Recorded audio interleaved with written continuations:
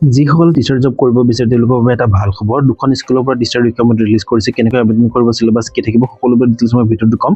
সেই ভিডিঅ'টো স্কিপ নকৰিব। প্ৰথমটো ৰিকুৱাৰমেণ্ট হ'ল doctor Radhakrishnan school Dibrugarh requirement 2026 হয়। টোটেল আপোনালোকৰ 17টা পোষ্ট আছে আৰু আপোনালোকৰ পোষ্ট কেইটাৰ নাম হ'ল টিচিং আৰু নন টিচিঙৰ কাৰণে হয় আৰু লাষ্ট ডেট আপোনালোকৰ হ'ল এইটো মাহৰ 9 তাৰিখ হয়। আপোনালোকে এইটো মাহৰ 9 তাৰিখৰ আগতে এপ্লাই কৰিব লাগিব।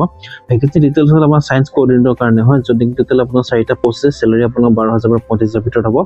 দ্বিতীয়টো পোষ্ট হ'ল আপোনাৰ HR এক্সিকিউটিভৰ কাৰণে, এটা পোষ্ট আছে আৰু দৰমহা আপোনাৰ 10,000 পৰা 25,000 ভিতৰত হ'ব। তৃতীয়টো পোষ্ট হ'ল আপোনালোকৰ মেথামেটিক্সৰ কাৰণে আৰু ইকনমিক্সৰ কাৰণে 6 নম্বৰ পোষ্ট, য'ত পোষ্ট গ্ৰেজুৱেটেড টিচাৰ লাগে। টোটেল পোষ্ট দুটা কৰি 4টা আছে আৰু 12,000 পৰা 35,000 হ'ব আপোনালোকৰ মেথামেটিক্স টিচাৰৰ কাৰণে আৰু ইকনমিক্সৰ টিচাৰৰ কাৰণে 12,000 আৰু 25,000 টকা হ'ব। 5 নম্বৰ পোষ্টটো হ'ল আপোনালোকৰ ৱাৰ্ডেনৰ কাৰণে। টোটেল আপোনাৰ 8টা পোষ্ট আছে। মেলৰ কাৰণে 4টা আৰু ফিমেলৰ কাৰণে 4টা আছে। দৰমহা আপোনালোকৰ 9,000 পৰা 20,000 টকা হ'ব। আপোনালোকক মই এলিজিবিলিটি ক্ৰাইটেৰিয়াখিনি কথা কৈ দিছোঁ। ছায়েন্স কোঅৰ্ডিনেটৰ কাৰণে আপোনাৰ BTech বা BSc বা MSc কমপ্লিট কৰা হ'ব লাগিব আৰু এক্সপিৰিয়েঞ্চ আপোনাৰ 1 বছৰ পৰা 2 বছৰ ভিতৰত হ'ব লাগিব।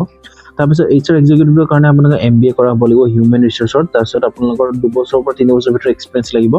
PG আৰু ইকনমিক্স টিচাৰ কাৰণে আপোনালোকৰ BA DL কৰা হ'ব লাগিব। মেথছ হ'ব লাগিব, য'ত নেকি মেথামেটিক্স টিচাৰ কাৰণে হয় MSc কমপ্লিট হ'ব লাগিব। তাৰপিছত ইকনমিক্স টিচাৰ কাৰণে আপোনাৰ চিম্পলি MA ইকনমিক্স কৰা হ'লে হ'ব, 2 বছৰ পৰা 3 বছৰ ভিতৰত হ'ব। তাত আপোনালোকৰ BEd বা DLEd নালাগে।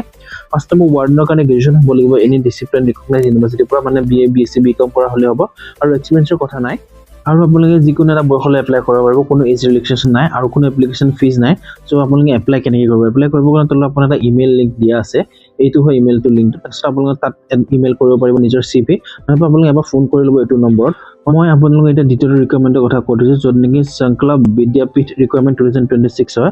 তেনেকৈ 8টা আপোনাৰ PG টিচাৰৰ কাৰণে ৰিকুৱাৰমেণ্ট আছে আৰু আপোনালোকৰ টিচাৰ কেইটাৰ নাম হ'ল মানে পোষ্ট কেইটা, য'ত নেকি আপোনালোক ফিজিক্সৰ কাৰণে লাগিব, কেমেষ্ট্ৰিৰ কাৰণে, বায়'লজিৰ কাৰণে, ইংলিছৰ কাৰণে, হিন্দী কাৰণে, হিষ্ট্ৰীৰ কাৰণে, পলিটিকেল চায়েন্স, একাউণ্টেন্স আৰু ইকনমিকৰ কাৰণে আপোনালোকৰ টিচাৰ প্ৰয়োজন হয়, যদি পোষ্ট গ্ৰেজুৱেটেড টিচাৰ হ'ব।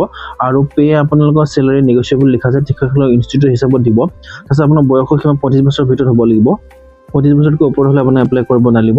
আৰু এডুকেশ্যন কোৱালিফিকেশ্যন আৰু এক্সপিৰিয়েঞ্চ হ'ল মাষ্টাৰ ডিগ্ৰী হ'ব লাগিব কনচাৰ্ণ ছাবজেক্টত আৰু কোনো এপ্লিকেশ্যন ফিজ নাই। আৰু কণ্টেক্ট নম্বৰটো হ'ল এইটো, আপোনালোকে ইয়াতে ফোন কৰি কিনে এপ্লাই কৰিব পাৰিব।